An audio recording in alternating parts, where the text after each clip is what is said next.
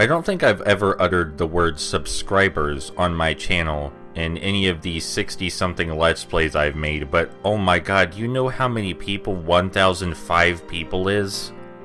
As of this recording, 1005 people pressed that subscribe button. 1005 people saw a video I made and said, yeah, sure, I want more of that. It's so incredibly surreal. 1005 people is more people than I could ever be friends with in my lifetime. And I don't know how you collectively thank 1005 people. How would you even go about doing that? Because I can't thank you all individually. So I'm just going to go the old school route and make an actual genuine top 10 list of my favorite video games I've ever played. Every video game I play on this channel, well, almost all of them, they're all important to me for some reason, but these are the most important in my life. And I've already successfully Let's Played 8 out of 10 of these, whether you know it or not, so now seems like a good time. Thank you everyone so much for all your support, and for watching my videos in general, even if you don't like them. I had no idea that a channel of me talking about game design for hours and hours would go this far. Let's get this started.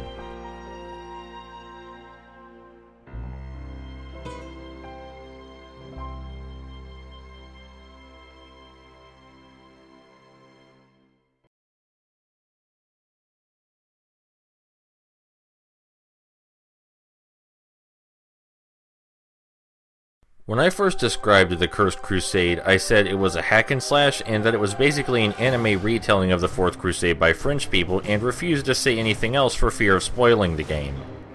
I think that description still holds true, and it does that thing a lot of French media likes to do where it tries to mimic the best of Japanese animation, and it succeeds reasonably well this time, but maybe not for the reasons it intended to. But before we get more into the narrative stuff, we should make an effort to talk about the gameplay, which has a lot of really good ideas, believe it or not. There's the ability to dual-wield any two set of weapons that can be used with a single hand, the ability to unlock combos for any weapon or set of weapons, and new skills. The parrying system, the block breaking, the satisfying decapitations, and the nuances built into the combat system for things like staggering effects. It is ceaselessly repetitive, don't let anyone tell you otherwise, but the foundation of the combat system is really good, and there is variety found in the number of weapons the enemies carry. I think the lack of variety could mostly be attributed to the fact that each of the enemy characters is basically just a clone of you, capable of the same things when they're carrying the same weapons. I can definitely see how this could be considered a huge flaw, but for me it's one of the highlights of the game. Highlights of the game's gameplay, at least.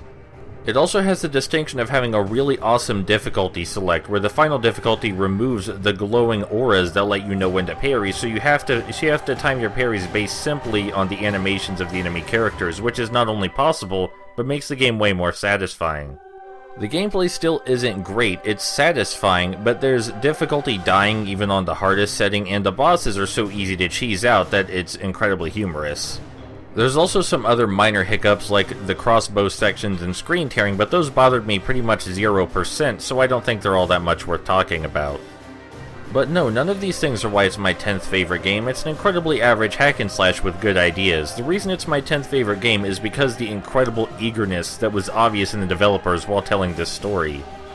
The plot twists, the character archetypes, everything, it's a beat-for-beat anime retelling of the Fourth Crusade. There's a mysterious manipulative villain, a missing father, an unlikely brotherhood forged by the most unlikely of two heroes. Numerous adorable attempts at plot twists, questionable world building, amazing music, great anime voice actors, and most importantly, likable characters. There are so many things to make fun of, but I like to make fun of it in the way that one makes fun with a good friend. You can both laugh at their absurdities and strange ideals together. But they have this love for who they are and what they do, this eagerness, this determination that makes it impossible for me not to root for them, to hope for their every success. There is both a tender care and reckless ambition in the way Kilotun crafted this game, its characters, its game mechanics, and world. And there's something poetic about how this Let's Play took exactly 26 videos. So Dens, you're serious about this Crusade thing, eh? Yes. The Crusade is the only hope I have to set things right. Help me understand, amigo. Are you trying to strike it rich? Maybe come home with an exotic wife or two? Nothing so trivial. It's my father. He never came home from Jerusalem.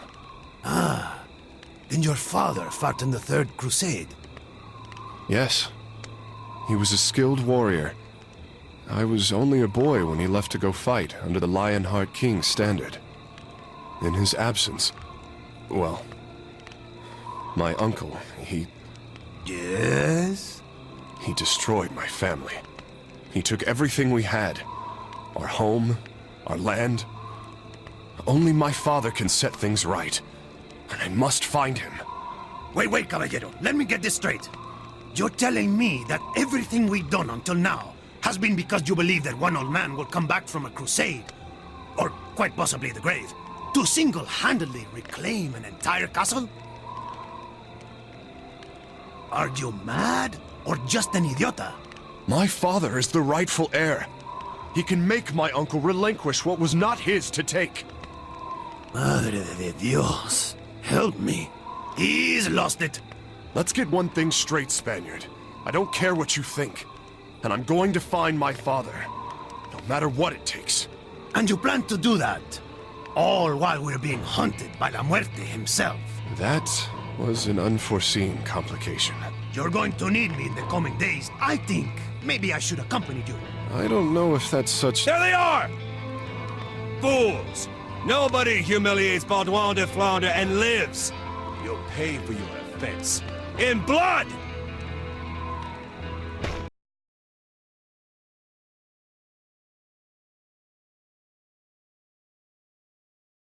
I owe a whole lot of shit to Streets of Rage. Streets of Rage is the first game that introduced me to beat-em-up game design. It was the first game that made me believe that beat-em-ups were worth anything in the first place. Considering how deeply I love the genre now, that's a pretty big compliment, and Streets of Rage still stands head and shoulders above all of its contemporaries.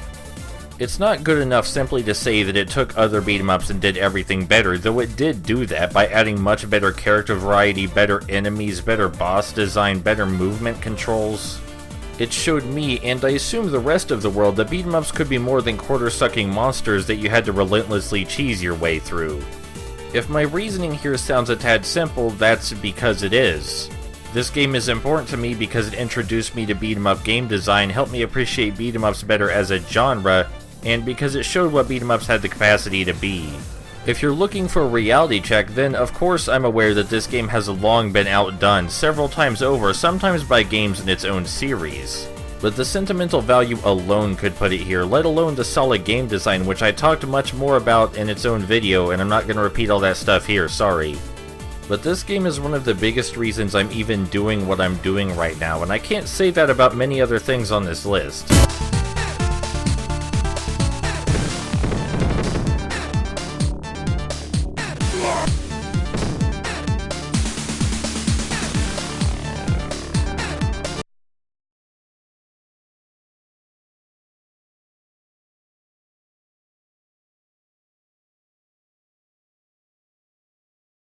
Everyone has that first piece of work that they consider actually worthwhile, and for me that was my Let's Play of Spider-Man Edge of Time. In spite of the countless technical issues in the Let's Play itself, the game really brought out the best in my commentary, and I only have it to thank for that. But let's get into the gameplay before we start on all that heavy stuff, yeah? First of all, 3D Spidey games have always had elements of character action since they were first brought about. But Spider-Man Edge of Time just is character action. It's also a character action game with two distinctly different kinds of character to play as. They both have similar controls, making it easy enough to switch between them, but employ completely different strategies and combos. Perhaps the best praise that can be given to a licensed character action game is that the action matches with the personality and styles of the respective characters, and in that regard, Edge of Time succeeds immensely. And I implore you not to believe that my love for Spidey has blinded me. In sheer fluidity, variety, and satisfaction, Edge of Time is indistinguishable from its contemporaries in the character action genre. The Spider-Man license serves to give life and color to the combat abilities in the game in a way that non-licensed games might not be able to. It never feels like you're being cheaped out of a good character action game because it's Spider-Man. It feels like the character action genre has been influenced and enhanced because of its connection with Spider-Man. The thing is just so damn fun and so nuanced that you could mistake it for being Japanese in origin. But in spite of everything I just said, the most important thing to me in Edge of Time is the sense of narrative tension.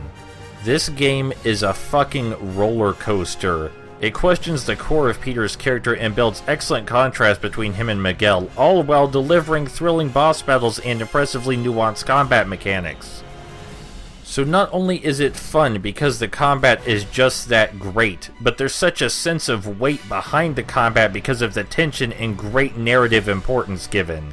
It's a perfect marriage of Spidey and the character action genre in every way that it could be. Express elevator going all the way up to the 66th floor. What the shock? What happened? The elevator I'm in just changed into a closet. Huh.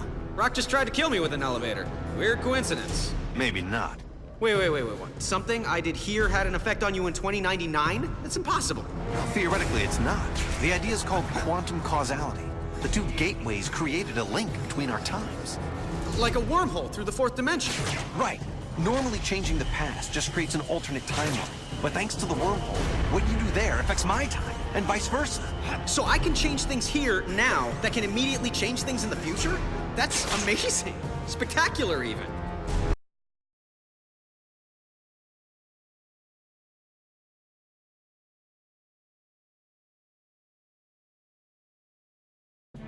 There was this push in the 6th generation to marry the 3D platformer with the general action game, and nowhere is this better demonstrated than in Maximo. The action and platforming in this action platformer successfully complemented each other in a lot of ways that other 3D games couldn't manage. The hack and slashing plays out like, no joke, a much less ruthless Demon's Souls, though it may as well have been as ruthless for the time period if consumer reactions and critical reception are anything to go by. Apparently asking the player to think before they strike was just too much back in 2002, and the game gained quite a reputation for being horrendously difficult, in spite of the fact that it isn't really. It is challenging, though. However, no matter how good you get at the combat and timing your attacks and animations, the platforming in the game is the great equalizer. You plummet down a pit and you lose a life no matter what, and losing a life in this game is a big blow. Because all those abilities at the bottom of the screen disappear when you die, and those abilities are your lifeline if you suck at the combat. Hell, even if you don't suck at the combat, a few of them change how the game plays in such a fundamental fashion that it'll feel like you've been gimped without them. Just try to play with Maximo's shorter sword after you've had the long sword ability on for a while, go ahead. I will come out to say that none of the jumps in this game are that bad, but they're all so terrifying because a single misstep means that you could lose everything you worked so hard to gain, except for one or two abilities. The game is well aware of its apparent cruelty and places risk-reward systems throughout the gameplay. For example, you just lost your armor, here's more armor across the chasm of death on a tiny little lonely island. Oh, that's a shame, your shield broke because you actually thought you could block every enemy attack instead of intercept it? Well, here's another shield you can buy for 500 coins. You need coins to save, by the way, 100 of them each time, so if you want to save after every level, you have to scour the levels looking for coins, and then not buy anything from the item vendors either, no matter how tempting. And I can hear you saying, that sounds awful, it sounds like this game is designed to fuck with my mind and screw me at every opportunity. Well, I guess you could say that, but here's the thing. You can circumvent all of this risk-reward stuff just by not sucking. It doesn't require trial and error memorization, it doesn't require immense feats of video game legend, it just requires that you think about what you're doing before you do it. And if you do that, the risk-reward stuff won't even come into play. It is one of the earliest 3D action games to tell the player they can't just run up to the enemy and smash square. If you don't like that, then maybe this isn't for you, and if you don't like very archaic camera angles, maybe this isn't for you either. But for me, it's irreplaceable. It's still a very simple 3D action platformer with very simple game mechanics, but it asks me to think about what I'm doing, and most importantly, thinking about what I'm doing does not break the game design, so thank you for that, Maximo.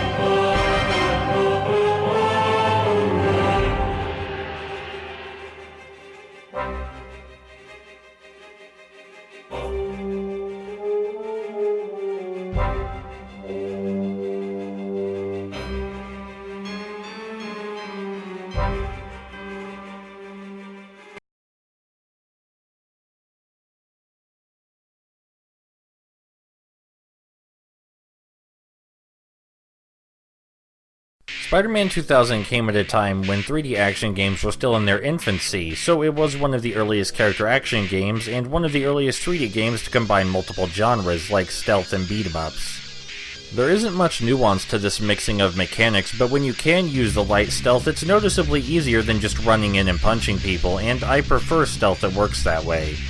Regardless of how you decide to tackle the combat, the game always rewards you for being smart in how you use Spider-Man's unique abilities, and if you just try to run in punching everyone, you'll have a way less good time of it, and a harder time too.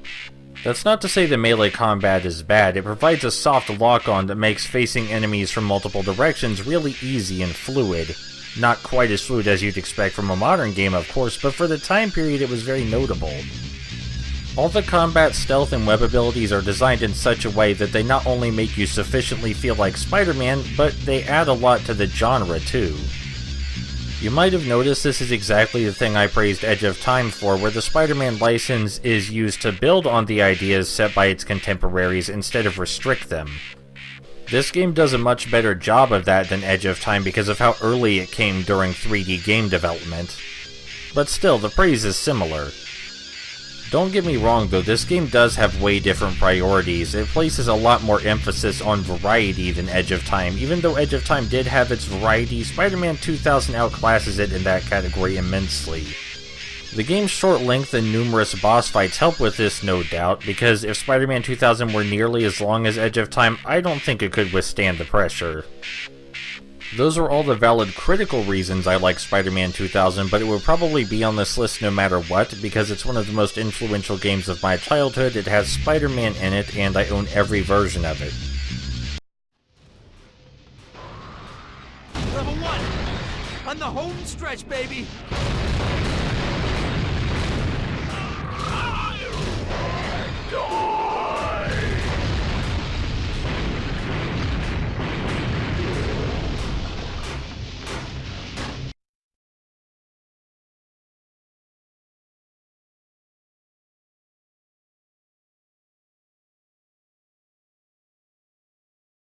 How many licensed games can you say improved on a film's narrative?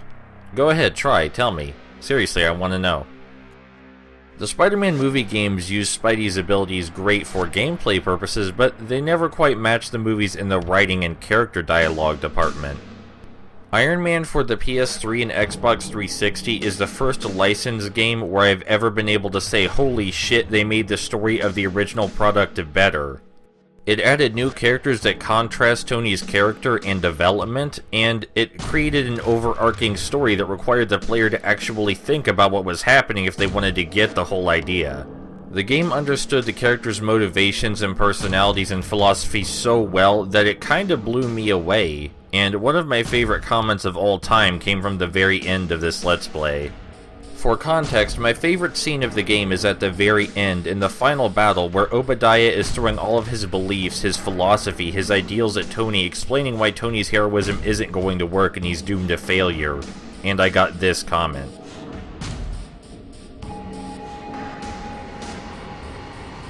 I have never felt as justified in defending the idea of licensed video games as an expansion on the medium of film than I have with Iron Man. Don't fucking think we're done here though, alright? The story is only half of the story here, no joke intended. Iron Man is one of the best licensed games not only because of its understanding of the themes and philosophies of the characters, but because of the way it tries to make you feel like the titular character. People complained about the weird-ass controls for the Iron Man suit. I don't care how you feel about the controls for the Iron Man suit. They're unique for a reason, so you feel like you're piloting the Iron Man suit. And when you get used to the controls, they're some of my favorite controls in all of third-person shooters. There's a believable feeling to the soft lock of the repulsor fire, and the way you gently hold down the hover button to actually hover feels awesome. The controls are responsive and fun, and if they had a more generic layout, then this game wouldn't be nearly as great. But you know what? Fuck that too. Let's say for some reason you don't give a shit that the game is really awesome at making you feel like you're piloting the Iron Man suit. The fact that you can adjust and reroute power to different subsystems of the suit, that should catch your fucking attention. An objective just spawned halfway across the map, reroute your power to thrusters, done. You're coming under heavy fire, reroute your power to defense, done. You need to blow up a fucking moon, reroute your power to offensive capabilities, done. Strategically using the power rerouting mechanic to deal with all the shit flying at you is one of the best things about the combat, and it makes you feel like a one-man army, which coincidentally is one of the themes of the game. Who would have guessed? I didn't even get into how each suit you unlock completely changes the game's playstyle, to the point that you have to think entirely differently about how you approach everything. This game is the best. Charlie 2-0, come back around. Brody. Charlie 2-0, come again. You did not read. Not Charlie, Brody. It's me, Tony. Tony, is that you? What are you doing on this frequency? It's me out here, Brody. What the hell are you doing, Tony? I'll explain everything. Just, don't shoot me, alright? Sir, suggest engaging incoming aircraft. What are you, nuts? I can't just shoot at American pilots. This is nuts. Drivers, I'm gonna grab them. I cannot condone that decision, sir. Yeah, well, you don't have a conscience, Jarvis.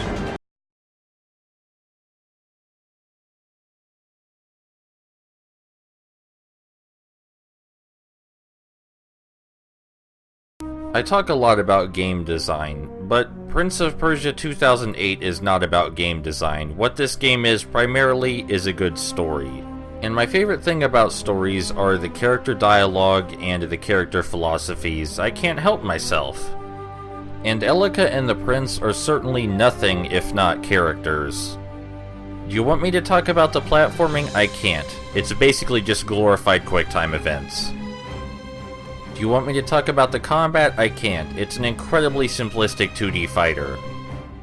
You want me to talk about the story? We can be here all fucking day, but I will spoil literally everything and spew out so many alternate interpretations of events and psychoanalyze these fake people so hard that you will cry for me to stop.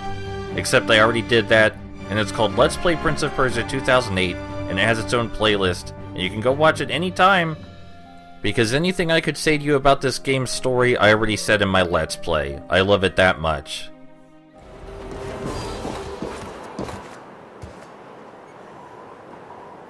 What she said, Was designed to drive a wedge between us. You said it yourself. some of it was true, though. I do serve my people, and Hey, I'm looking for a way out of here without a dark god chasing me across the desert, alright? Don't worry about me, princess. No, of course not. We'll finish this, and then you can find your donkey. And you can get back to ruling your people. Everything back as it was. Just as you wanted. Well, we haven't finished this yet.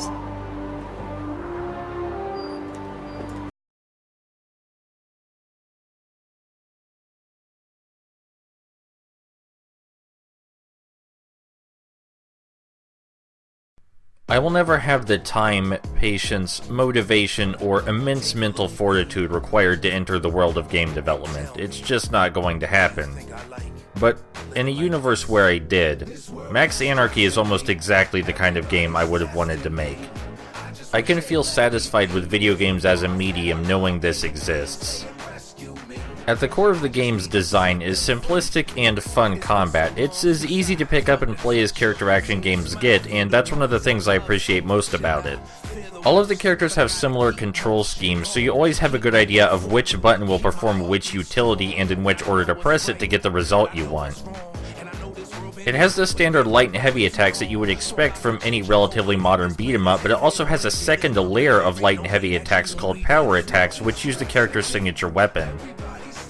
This is one of the most accessible and enjoyable ways I've ever seen an action game employ special attacks. These power moves are accessed simply by performing combos with your normal attacks and gaining energy, and when you are capable of using a power move, it controls the same way as the normal attacks you're already used to. How about that? The player uses the base mechanics to unlock their stronger attacks, and when they have their stronger attacks, they find it's an extension of what they already learned. That's called good game design. And that's really the entire core of the combat. Yeah, you can press the buttons in different orders to get different results, as with any beat 'em up with a heavy and light combo system. But most of the challenge simply comes from reading your opponents, understanding their own attacks, and how many frames your attack has and when to use it. It's simple enough for nearly anyone who's even halfway decent at action games, but you still have to know what the hell you're doing, and the hits are undeniably meaty and satisfying.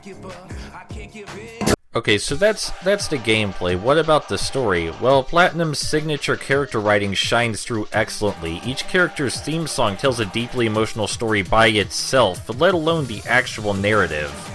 The game has strong character development with characters that clash for real reasons. There's not some big bad at play here or some world-changing event to worry about. That already happened. This is the post-apocalypse. The biggest problem in the world of Max Anarchy is people and their ideals. Describing Max Anarchy's writing as crude, bombastic, and shameless doesn't even begin to do it justice. It's like they had a list of all of my favorite writing sensibilities and checked off each one. This is a game about people with heavy, loud, strong ideals and beliefs, and they fight with those beliefs. Those beliefs are their weapon just as much as that giant fucking chainsaw Jack wears on his arm. There is no keeping your mouth shut. There is no tact. If you feel something, it comes out of your mouth and then you hit each other over it. Because your beliefs are so strong that there is no tempering them. And the best part is that it's completely fucking understandable. All of their motivations, all of their ideals, you can understand them. You can relate to them. You know why they're the way they are. Do not let the game's fucked up brutality and violence fool you. This is not a game about people without empathy or morals. This is a game about gentle, caring people who got fucked up by a fucked up world. They're tired and beaten, but they keep pushing on because they have to. I said earlier that my favorite thing about writing was the characters. So how can video games, how can they enhance that? This is a world about people who wear their hearts on their sleeves and then beat each other with their hearts like it's a fucking flail. Well, in a video game, I can be that guy. I can be the guy hitting the other guy with his heart. Let's see any other medium pull that shit.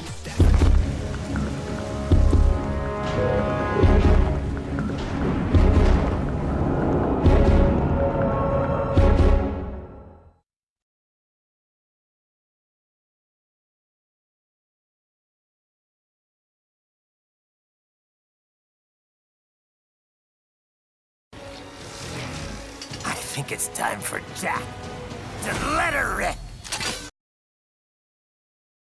Oh, come on, like you didn't know this was leading up to a Let's Play of the last two.